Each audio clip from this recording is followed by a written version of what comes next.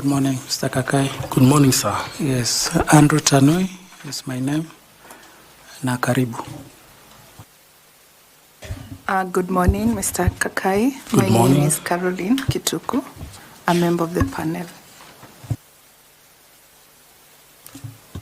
Good morning, Kakai. How are you? Fine, thank you, sir. My name is Nicodemus Boy, a member of the panel. Thank you. Sir.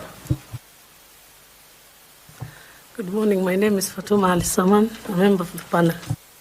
Thank you so much. Good morning, Kakai, and it's really nice to see you.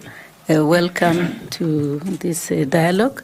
My name, as you know, is Koki Muli Grinyo. Karibu sana. I'm a member of this. Good morning, Francis Kakai Kisinja. My name is Evans Misati. I'm a member of this selection panel. Karibu sana. Thank you. Thank you, members, and our friend Francis Kakai. You have a historical name, Kissinger. So we would like to know you. How come you are Kissinger? And just to get to hear a bit about your life and career, and highlight if there are any awards that you have received in the course of your journey, and finally mention why you think you're the man for Chebukati's position.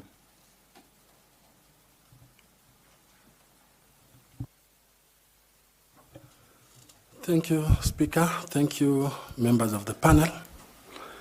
My name is Francis Kisinja Kakai, and I must take this opportunity to thank all of you for having me here and for giving me a chance to appear before you, and I don't take this for granted.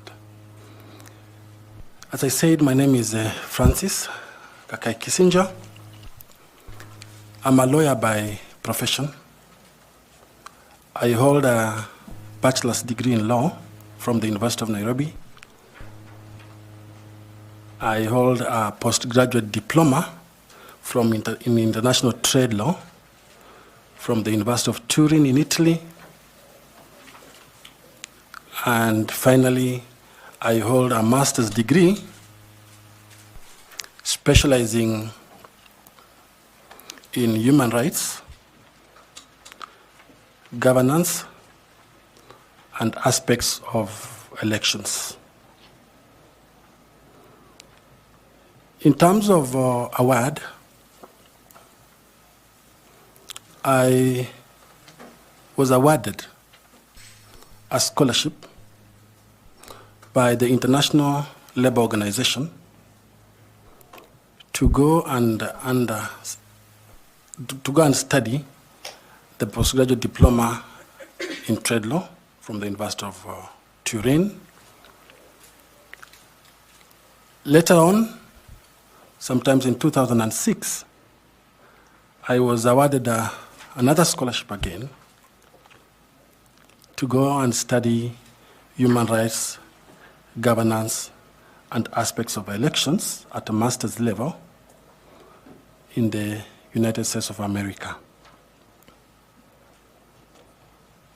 In terms of my experience, Chair, and what makes me think I'm qualified for this position, allow me to only focus on the aspects of my CV that is relevant to the position that I've applied for.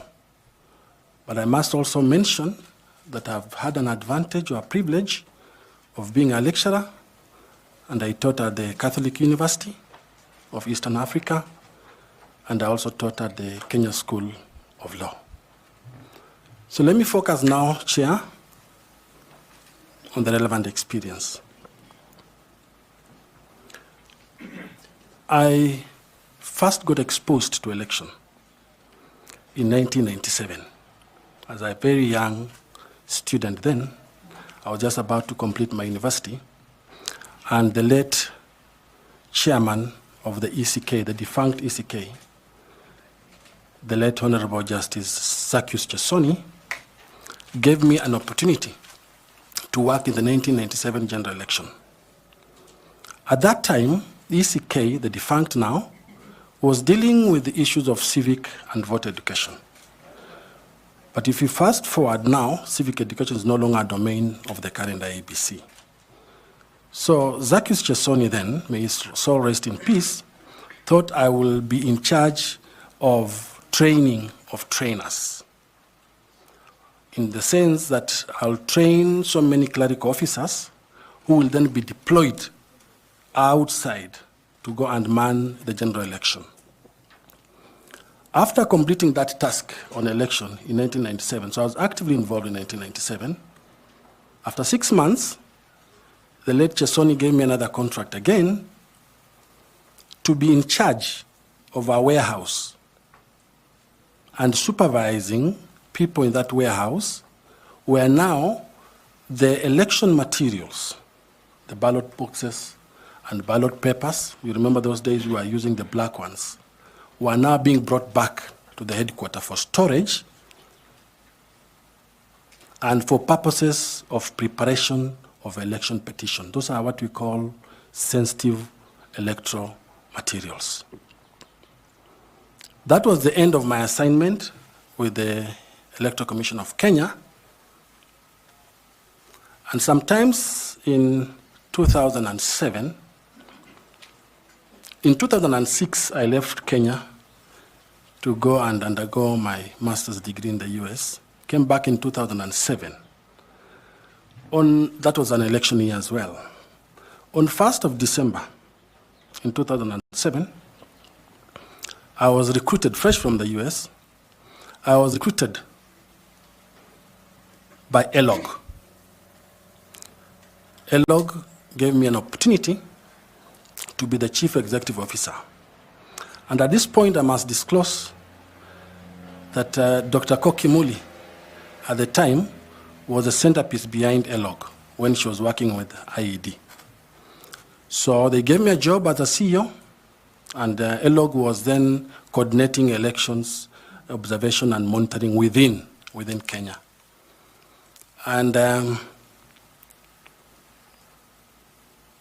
it didn't materialize because hot on the heels, UNDP was also seeking for election observation and experts in election to assist in civic and voter training. So my good friend, Dr. Karuti Kanyinga, had acquired a very huge consultancy with the UNDP. And Karuti Kanyinga reached out to me and said I should join the team to go around the country carrying out civic and voter education. So I joined the team, and I was allocated two provinces. At the time, we used to call them provinces. I was allocated 2 provinces, the Rift Valley and Western. My responsibility was to go through and engage with all stakeholders, known and unknown, in election matters. So the churches, the civil society, the CBOs, politicians, candidates, and so forth, to train them on civic and voter education. That engagement was very successful, and we went into election. After my engagement with the UNDP, I then joined and was recruited by the German Technical Corporation. German Technical Corporation is a German government-based organization that supports governments and civil society in this country. So I was hired as a senior governance advisor, and I worked there supporting, that time, 2 main institutions as a governance advisor. I was supporting the Ethics and Anti-Corruption Commission on matters surrounding combating corruption, and I was supporting the Ministry of Justice. We had a program at the time called GJLOS. So I was at the center of it. After my tenure as a senior governance advisor from GIZ, I joined government, and at that time, the institutions, the new constitution was in place, and many institutions were looking for means and ways of enhancing the operation of those institutions. So I joined the judiciary.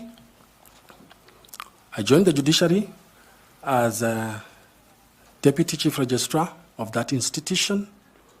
That was around 2011. And at the same time, while at the judiciary, the management of the judiciary then thought it's wise to appoint me as a director of a new program that I was tasked to begin. And that program was called the Judiciary Performance Project. So, my responsibility then in the judiciary was to focus more on the day-to-day operation and management of the institution, because as a deputy chief registrar, you're also basically in the administration.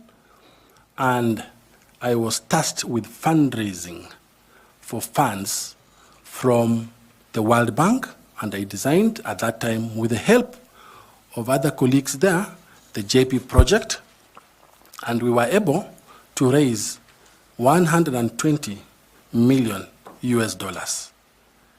Those were the monies that eventually found themselves in the judiciary under that project with the World Bank, and it was meant for expansion of courts. It was meant for having IT infrastructure in the courts. It was meant for buying equipments in the courts to ensure that we have at least 47 high courts, at least a high court in each county. After my tenure at the judiciary, I went back to a setting mode. And I remembered that I loved election. And my mind took me back to election. And the then chairman of the African Union, Her Excellency Dr. Dlamini Zuma, was having a program of election observation and recruited me as a coordinator of elections with a specific allocation of countries within Africa. Because in a year you will have one election or two elections running in a country, and my work was basically to go around those countries to monitor and observe elections in those countries. I took the job seriously, and that job changed my perspective on election, because I was able, as I speak now, to do about 8 countries in Africa, 8 countries in Africa on elections. Every year, I'll do an election. Some countries I'll go there twice. And my responsibility when you are in that institution or when you're in that position as a coordinator of election, you are working with the EMB of that country. You are auditing the entire electoral process in that country. At your fingertips, you have what we call the electoral cycle, and you are auditing to know whether that country has complied with the international standards, whether that country has complied with the regional standards, and whether that country has complied with the domestic standards, and whether that election is good or not. In between that period, so a number of countries I did under the African Union, but in between that period, the East African community developed a similar model. And then in 2016, I was privileged to be then hired as a coordinator again, in charge of long-term observers, short-term observers, staying in that country for almost 2 or 3 months, and that's normally the model that operates. And I was hired by the East African community to manage the general election of the Republic of Uganda in the 2016 general election in Uganda.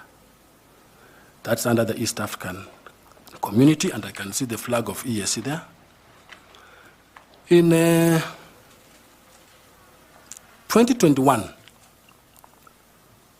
election, just after the COVID, the Carter Center, under the leadership of Jimmy Carter, gave me an opportunity to go and manage the elections in Zambia. And the elections in Zambia at that time were done under COVID structures and COVID mechanisms. So I was in Zambia for about 4 months, managing the election in Zambia on behalf of the Carter Center. As I said, I've been privileged to do 8 elections. Did you say managing or observing? As a coordinator of election, you are basically managing that election on behalf of the person who has taken you there, but at the same time you are observing. So you are working very, very closely with the EMB and reporting regularly on the challenges, hiccups, and that you are checking there. So you are basically hosted by the EMB of that country. Around that time, I realized that apart from the 1997 election, I hadn't done much in Kenya in terms of active involvement in election observation and election management.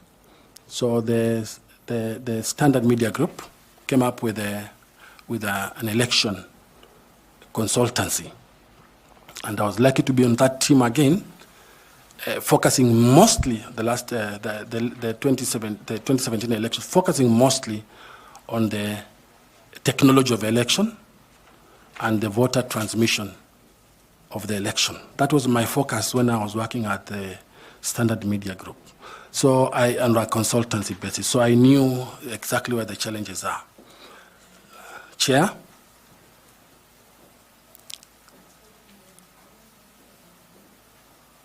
I have experience at my fingertips when it comes to auditing an entire electoral process.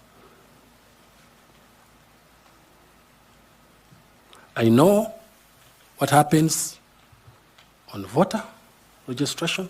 Like right now, I know where we're going to have a challenge on voter registration. I know the basics of solving that problem.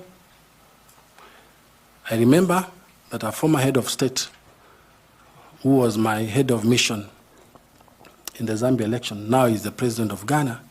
That time he was in the opposition. He told me, make it simple. Election is not complex. Make it simple. If you remember the decision of the Supreme Court on the nullification, if you remember, Justice Mwilu was asking I think it's fair enough for your introduction. You will speak to those other things around elections as we go by.